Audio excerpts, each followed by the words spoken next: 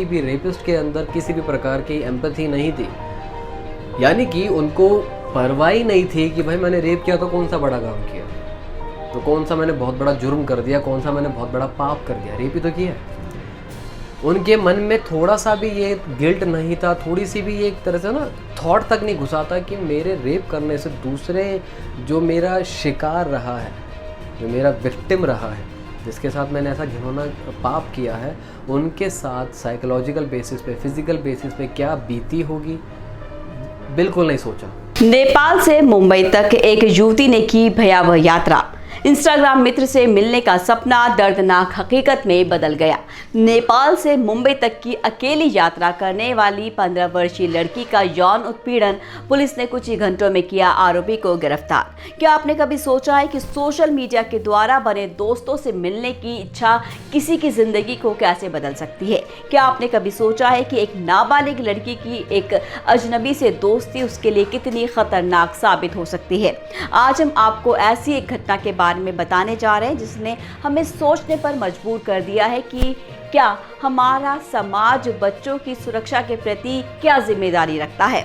नमस्कार, आप देख रहे हैं एयर न्यूज़। एक 15 वर्षीय लड़की ने अपने इंस्टाग्राम मित्र से मिलने के लिए नेपाल से मुंबई की यात्रा की। इस यात्रा के दौरान उसका यौन उत्पीड़न हुआ। ये घटना महाराष्ट्र के मुंब्रा क्षेत्र में किराए के घर में मंगलवार को हुई। इसके बाद जब उसने दादर के लिए स्थानीय ट्रेन ली तो सहयात्रियों ने ध्यान दिया कि उसके साथ कुछ ठीक नहीं है और उन्होंने उसे रेलवे पुलिस के पास ले गए, जिन्होंने उसे अस्पताल में भर्ती करवाया। पीड़िता एक भारतीय जो अपने परिवार के साथ नेपाल में रह रही थी ने 1 महीने पहले इंस्टाग्राम पर 22 वर्षीय आरोपी से दोस्ती की थी।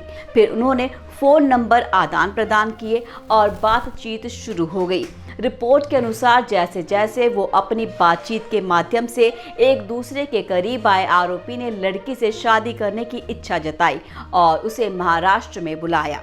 लड़की के माता पिता को उसकी ऑनलाइन दोस्ती के बारे में पता नहीं था और इसीलिए जब आरोपी ने धमकी दी कि अगर लड़की उससे मिलने नहीं आई तो वो अपनी जान दे देगा, तो उसने अकेले यात्रा करने का फैसला किया। इसके बाद किशोरी ने 17 मार्च को अपने घर को छोड़ दिया और उत्तर प्रदेश के गोरखपुर तक बस से यात्रा की। वहां से उसने ट्रेन ली और 19 मार्च की सुबह कल्याण में उतरी, जहां आरोपी उसका इंतजार कर रहा था। इसके बाद आरोपी लड़की को मुंब्रा में किराए के घर में ऑटो रिक्शा से ले गया। उसने उसे उस घर में बंधक बनाया और उसका यौन उत्पीड़न किया। बाद में उसने लड़की को दिवा स्थानक पर छोड़ दिया और वहां से भाग गया।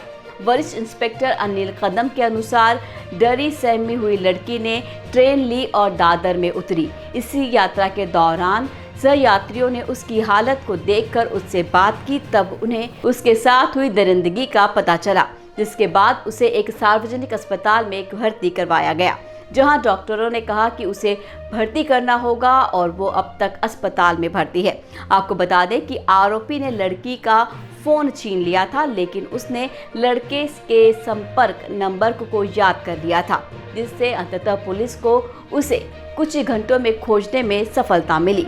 पुलिस ने आरोपी को भारतीय दंड संहिता आईपीसी की धारा 376 और पॉक्सो अधिनियम की प्रावधानों के तहत आरोपित किया। चूंकि पीड़िता नाबालिग है, इसीलिए नेपाल में उसके माता पिता को सूचित किया और एफआईआर को बाल कल्याण समिति को सौंपा गया। पुलिस के अनुसार 22 वर्षीय आरोपी मुंबई के वडाला में रहता है और विभिन्न काम करके अपनी आजीविका चलाता है।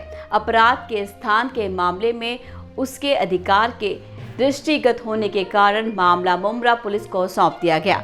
बताई गई इस घटना ने हमें एक बार फिर ये सोचने पर मजबूर कर दिया है कि हमारे समाज में बच्चों की सुरक्षा के प्रति हमारी जिम्मेदारी क्या है। इंटरनेट की दुनिया में बच्चों की सुरक्षा के लिए क्यों हमें क्या क्या कदम उठाने चाहिए, इस तरह की घटनाओं से बच्चों को कैसे बचाया जा सकता है।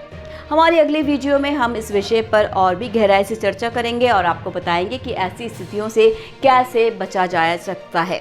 हम आपको कुछ महत्वपूर्ण सुरक्षा टिप्स भी देंगे जो आपको और आपके परिवार के लिए उपयोगी हो सकते हैं। तो बने रहिए एयर न्यूज़ के साथ। फिलहाल दीजिए मुझे विदा। नमस्कार।